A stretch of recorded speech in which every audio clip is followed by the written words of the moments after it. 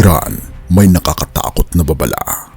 Pero President Trump at Pangulong Bongbong Marcos alam na mangyayari ito, kaya isang genius na solusyon ang isinagawa bago pa ito mangyari. Halika, ating panoorin ang babala ng Iran. As for the oil, President Trump fully expected the rogue Iranian regime to try and disrupt the global markets. اقدامات مشابهی در منطقه صورت خواهد گرفت و اگر تحمل نفت بیش از بشکه‌ای $200 را دارید این بازی را ادامه دهید. Ang 200 per barrel na banta, ngunit ito ang antidote ni na Trump at PBBM. Handa ka na bang magbayad ng mahigit 90 pesos kada litro ng gasolina? Isang nakakatakot na babala ang binitawan ng Iran. Kung hindi titigil ang Amerika at Israel, asahan ang presyo ng langis na aakyat sa $200 per barrel. Ngayon kasi, ang halaga ng per barrel ay umaabot na ng mahigit $100 per barrel at nagpapanik na ang lahat sa sobrang taas ng mga gasolina at krudo. Nagpapanik na din ang pandaigdigang merkado.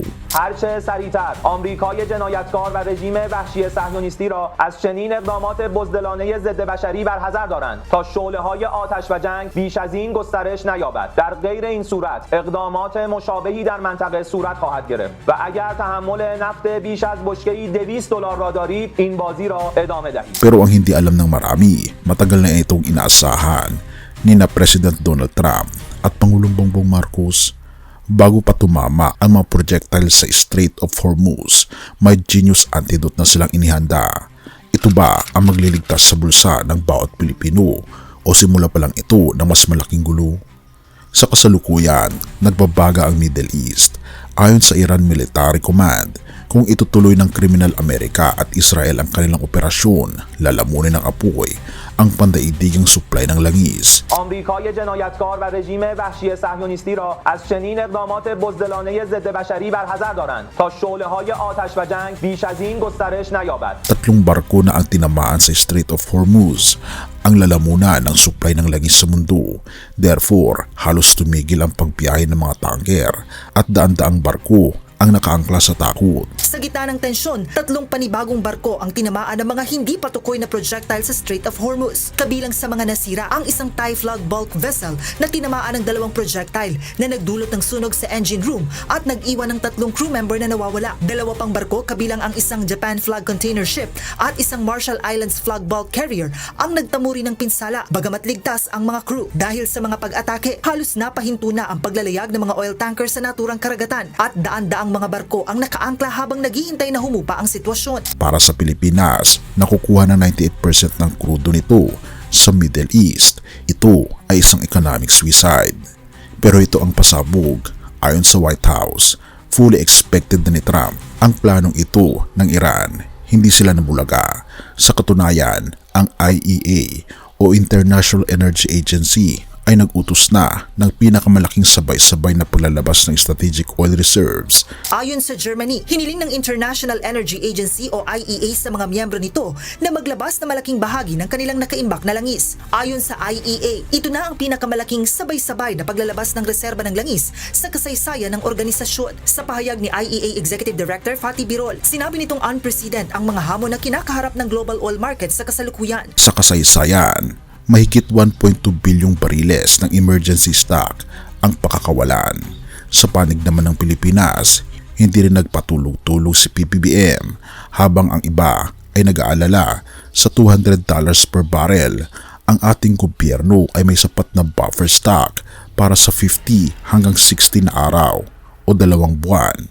Therefore, hindi agad mauubusan ng supply ang bansa kahit pa magkagulo sa Hormuz. Tinatayang may mahigit 1.2 bilyong bariles ng emergency oil stock ang mga miyembro ng IEA at may karagdagang 600 milyong bariles pa na nakaimbak sa mga industry stock na nasa ilalim ng mandato ng mga pamahalaan. Kabilang sa mga bansang naghayag na maglalabas ng reserba ang Japan na labis na nakadepende sa... Bakit sinabing genius ang galaw ni Trump at PBBM? Dahil bago pa lumala ang krisis, inilatag na ang plano para sa economic realignment.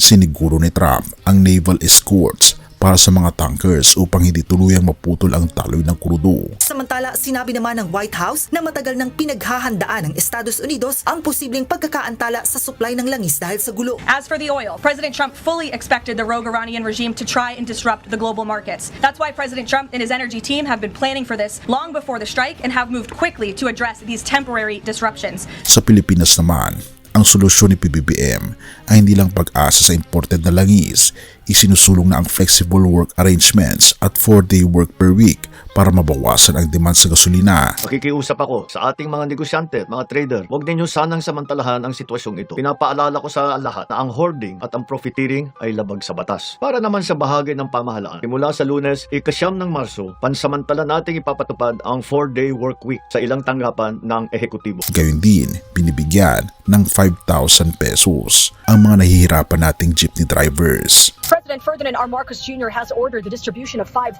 pesos in financial assistance to drivers and transport operators starting next week. The move is part of the government's effort to ease the impact of rising petroleum prices. Pero ang tunay na antidote ay ang pag-divert ng ating supply sources.